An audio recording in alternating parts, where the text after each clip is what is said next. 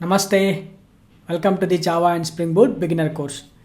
Previous ವಿಡಿಯೋದಲ್ಲಿ ನಾವು actually ಹೈಬರ್ನೇಟ್ ಅಂದ್ರೇನು, ಹಾಗೆಯೇ ಜೆ ಪಿ ಎ ಅಂದ್ರೇನು, ಒ ಆರ್ ಎಮ್ ಫ್ರೇಮ್ವರ್ಕ್ ಅಂದ್ರೇನು ಅಂತೆಲ್ಲ ಡಿಸ್ಕಸ್ ಮಾಡ್ತಿದ್ವಿ. ಅದೇ ರೀತಿ ಜೆ ಪಿ ಎ ಮೆಥಡ್ಸ್ನ ಕೂಡ ಡಿಸ್ಕಸ್ ಮಾಡ್ತಾ ಇದ್ವಿ. ಆ ವಿಡಿಯೋ ವೆರಿ ಇಂಪಾರ್ಟೆಂಟು, ಯಾಕಂದರೆ ಈ ವಿಡಿಯೋ ಎಲ್ಲ ನಿಮಗೆ ಅರ್ಥ ಆಗಬೇಕು ಅಂತಂದರೆ ಪ್ರೀವಿಯಸ್ ವೀಡಿಯೋಸ್ನ ನೀವು ನೋಡಿದರೆ ಈಸಿಯಾಗಿ ಅರ್ಥ ಆಗುತ್ತೆ. ವಿಡಿಯೋ ಡಿಸ್ಕ್ರಿಪ್ಷನ್ ಸೆಕ್ಷನಲ್ಲಿ ನಾನು ಪ್ರೀವಿಯಸ್ ವಿಡಿಯೋದ ಲಿಂಕ್ ಕೊಟ್ಟಿರ್ತೀನಿ, ಫಸ್ಟ್ ಆ ವೀಡಿಯೋಸ್ನೆಲ್ಲ ವಾಚ್ ಮಾಡಿರಿ. ಹಾಗೆಯೇ ಚಾನಲ್ಗೆ ಇನ್ನೂ ಸಬ್ಸ್ಕ್ರೈಬ್ ಆಗಿಲ್ಲ ಅಂತಂದರೆ ಸಬ್ಸ್ಕ್ರೈಬ್ ಆಗಿ ನೋಟಿಫಿಕೇಷನ್ಸ್ನ ಟರ್ನ್ ಆನ್ ಮಾಡ್ಕೊಳ್ರಿ. ನನ್ನ ಹೆಸರು ಭೂಷಣ್, ನಾನು ಫುಲ್ ಟೈಮ್ ಜಾವಾ ಡೆವಲಪರ್ ಆಗಿ ವರ್ಕ್ ಮಾಡ್ತಿದ್ದೀನಿ. ಹಾಗಾದರೆ ಈ ವಿಡಿಯೋದಲ್ಲಿ ಇನ್ನಷ್ಟು ಕ್ವೆರೀಸ್ನ ಚೇಂಜ್ ಮಾಡ್ತಾ ಹೋಗೋಣ. ಪ್ರೀವಿಯಸ್ಲಿ ನಾವು ಪ್ರಾಜೆಕ್ಟ್ನ ಬಿಲ್ಡ್ ಮಾಡಿದಾಗ SQL ಕ್ವೆರೀಸ್ನ ಯೂಸ್ ಮಾಡಿದ್ವಿ, JDBC APIನ ಯೂಸ್ ಮಾಡಿಕೊಂಡು. ಆ ಎಲ್ಲ ಕ್ವೆರೀಸ್ನ ರೀಪ್ಲೇಸ್ ಮಾಡ್ತಾ ಇದ್ವಿ ನಾವು JPA through. Okay, lost in 2 method ಉಳ್ಕೊಂಡಿದೆ. So update ಅಂತೇಳಿ, ಹಾಗೆಯೇ ಡಿಲೀಟ್ ಯೂಸರ್. ಓಕೆನಾ, ಇವೆರಡನ್ನೂ ನಾವು ಚೇಂಜ್ ಮಾಡೋಣ.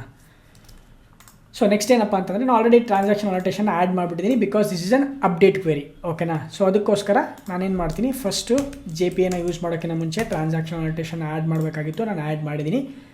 ಜಸ್ಟ್ ಫಾರ್ ಯುವರ್ ರೆಫರೆನ್ಸ್ ಏನು ಮಾಡೋಣ ಅಂತಂದರೆ, ನಾನು ಇದನ್ನು ಕಮೆಂಟ್ ಮಾಡ್ತೀನಿ, ರೈಟ್? ಓಕೆನಾ, ಕಮೆಂಟ್ ಮಾಡಿ ನಾವೇನು ಮಾಡೋಣ, ಇಲ್ಲಿ ಅಪ್ಡೇಟ್ ಮಾಡಬೇಕು ಅಂತಂದರೆ ಏನು, ಜಸ್ಟ್ ನಾವು ಎಂಟಿಟಿ ಮ್ಯಾನೇಜರ್ನ ಯೂಸ್ ಮಾಡ್ತೀವಿ. ಇದರಲ್ಲಿ ಒಂದು ಮೆಥಡ್ ಇದೆ, ಮರ್ಜ್ ಅಂತೇಳಿ. ಓಕೆನಾ, ಈ ಮರ್ಜ್ ಮೆಥಡ್ನ ಯೂಸ್ ಮಾಡ್ತೀವಿ. ರಿಮೆಂಬರ್, ಸೇವ್ ಮಾಡಬೇಕಾದ್ರೆ ನಾವು ಪರ್ಸಿಸ್ಟ್ ಮೆಥಡ್ನ ಯೂಸ್ ಮಾಡ್ತೀವಿ. ಅದೇ ರೀತಿ ಒಂದು ಆಬ್ಜೆಕ್ಟ್ನ ಫೈಂಡ್ ಮಾಡಬೇಕಾದ್ರೆ ಬೇಸ್ಡ್ ಆನ್ ID ಫೈಂಡ್ ಮೆಥಡ್ನ ಯೂಸ್ ಮಾಡ್ತೀವಿ. ಅದೇನಾದರೂ ನಾವು ಕ್ವೇರಿ ಬರೀಬೇಕಪ್ಪ, JPQL ಕ್ವೇರೀಸ್ನ ಬರೀಬೇಕಪ್ಪ ಅಂತಂದರೆ ಕ್ರಿಯೇಟ್ ಕ್ವೇರಿ ಮೆಥಡ್ನ ಯೂಸ್ ಮಾಡ್ತೀವಿ. ವೆರಿ ಇಂಪಾರ್ಟೆಂಟ್ ಮೆಥಡ್ಸ್ಗಳಿವೆಲ್ಲ, ನಿಮಗೆಲ್ಲ ಕೇಳ್ತಿರ್ತಾರೆ ಇಂಟರ್ವ್ಯೂವಲ್ಲಿ, ಯಾವುದು JPA ಮೆಥಡ್ ಯಾವುದು ಹೇಳು, ಫೈಂಡ್ ಮೆಥಡ್ ಏನು ಮಾಡುತ್ತೆ, ಮರ್ಜ್ ಮೆಥಡ್ ಏನು ಮಾಡುತ್ತೆ, ಪರ್ಸಿಸ್ಟ್ ಮೆಥಡ್ ಏನು ಮಾಡುತ್ತೆ, ಕ್ರಿಯೇಟ್ ಕ್ವೇರಿ ಮೆಥಡ್ ಏನು ಮಾಡುತ್ತೆ, ಇದೆಲ್ಲ ಕೇಳ್ತಾ ಇರ್ತಾರೆ. Remember this. Okay, so entity manager dot merge, ಈ ಮರ್ಜಿಗೆ ನಾವೇನು ಮಾಡ್ತೀವಿ, simply we will pass the user ಆಬ್ಜೆಕ್ಟ್ನ ನಾವು ಪಾಸ್ ಮಾಡ್ತೀವಿ. ಓಕೆನಾ, ಆ ಯೂಸರ್ ಆಬ್ಜೆಕ್ಟ್ನ ನಾವು ಪಾಸ್ ಮಾಡಿದ್ವಿ ಅಂತಂದರೆ automatically it is going to do the job for us. Behind the scenes JDBC APIನ ಯೂಸ್ ಮಾಡಿಕೊಂಡು ಅಪ್ಡೇಟ್ ಕ್ವೇರಿನ ಬರೆಯುತ್ತೆ. ಬಟ್ ನಿಮಗೆ ಒಂದು ಕ್ವಶನ್ ಇರುತ್ತೆ, ಇಲ್ಲಿ ಏನಪ್ಪ ಹೆಂಗೆ ID ಇಲ್ಲ ಏನಿಲ್ಲ, ಯಾವ ರೀತಿ ಅಪ್ಡೇಟ್ ಮಾಡುತ್ತಪ್ಪ ಅಂತಂದರೆ, ID ಆಬ್ವಿಯಸ್ಲಿ ಇದ್ರೊಳಗಡೆ ಇರುತ್ತೆ. ಹೌದಾ, ನಾವು ಇಲ್ಲಿ ID ನೀವು ಅನ್ಕೊತೀರಿ, ಇಲ್ಲಿ ID ಪಾಸ್ ಮಾಡ್ತಾ ಇದ್ದೀವಿ, ವೇರ್ ID ಅದೆಲ್ಲ ಇಲ್ಲೆಲ್ಲ ಹೆಂಗಿರುತ್ತಪ್ಪ ಅಂತಂದರೆ, ಈ ಯೂಸರ್ ಆಬ್ಜೆಕ್ಟ್ ಒಳಗಡೆ ಆಲ್ರೆಡಿ ಯೂಸರ್ ID ಇರುತ್ತೆ. ಆ ಯೂಸರ್ IDನ ಯೂಸ್ ಮಾಡಿಕೊಂಡು ಬಿಹೈಂಡ್ ದ ಸೀನ್ಸ್ ಈ ಒಂದು ಸೇಮ್ SQL ಕ್ವೆರಿನೇ ಕೂಡ ಹೈಬರ್ನೇಟ್ ಕೂಡ ರನ್ ಮಾಡುತ್ತೆ, ರೈಟ್? ಸೊ ನಾನೇನು ಮಾಡ್ತೀನಿ, ಜಸ್ಟ್ ಸ್ಟಾಪ್ ಮಾಡ್ತೀನಿ. ಓಕೆ, ಇದನ್ನು ರೀಸ್ಟಾರ್ಟ್ ಮಾಡ್ತೀನಿ. Okay, let's go to browser. ಬ್ರೌಸರಲ್ಲಿ ಯೂಸರ್ಸ್ ಲಿಸ್ಟ್ ಇದೆ, ಜಸ್ಟ್ ರಿಫ್ರೆಶ್ ಮಾಡ್ತೀನಿ. ಒಂದು ರೆಕಾರ್ಡ್ ಇದೆ, ಹೊಸ ರೆಕಾರ್ಡ್ನ ಕ್ರಿಯೇಟ್ ಮಾಡೋಣ. Go to new user, test@example.com. Okay, sorry, ನೇಮ್ನ ಪ್ರೊವೈಡ್ ಮಾಡಬೇಕು. ಸೊ ಇದು test@example.com. ಸೇವ್ ಮಾಡ್ತೀನಿ. ರೆಕಾರ್ಡ್ ಸೇವ್ ಆಯಿತು, ಆಬ್ವಿಯಸ್ಲಿ ನಾವು ಇದನ್ನೆಲ್ಲ ಮಾಡಿದ್ದೀವಿ. ನೆಕ್ಸ್ಟ್ ಎಡಿಟ್ಗೆ ಹೋಗೋಣ. ಎಡಿಟಲ್ಲಿ ಏನು ಮಾಡೋಣ, ಓಕೆ, ಟೆಸ್ಟ್ ಇದು test@example.com ಇದೆಯಲ್ಲ, ಇದನ್ನು ನಾನೇನು ಮಾಡ್ತೀನಿ, test 1 2 3 ಅಂತ ಮಾಡ್ತೀನಿ. test 1 2 3 R 1 1 3, fine. ಸೇವ್ ಮಾಡೋಣ. ಉಪ್ಸ್, ಒಂದು ಎರರ್ ಬಂತು. ಓಕೆನಾ, same cannot reliably process merge call. ಓಕೆನಾ, no entity manager with actual transaction available for the current thread. ನಾನು ಹೇಳಿದ್ದೆ ಹೌದಾ, ನಾವು ಇನ್ಸರ್ಟ್ ಮತ್ತು ಅಪ್ಡೇಟ್ ಮಾಡಬೇಕಾದ್ರೆ we always run in an transaction. ಓಕೆನಾ, ಸೊ ಅದಕ್ಕೋಸ್ಕರ ಟ್ರಾನ್ಸಾಕ್ಷನ್ನ ಎನೇಬಲ್ ಮಾಡ್ತೀವಿ, right? So let's enable this. Application start ಆಯಿತು. ವಾಪಸ್ ಬ್ರೌಸರಿಗೆ ಹೋಗೋಣ. ಬ್ಯಾಕ್ ಹೋಗ್ಬಿಟ್ಟು ಅಪ್ಡೇಟ್ ಮಾಡ್ತಾ ಇದ್ದೀವಿ ನಾವು ಕ್ವೆರಿನ. ಸೇವ್ ಮಾಡ್ತೀನಿ.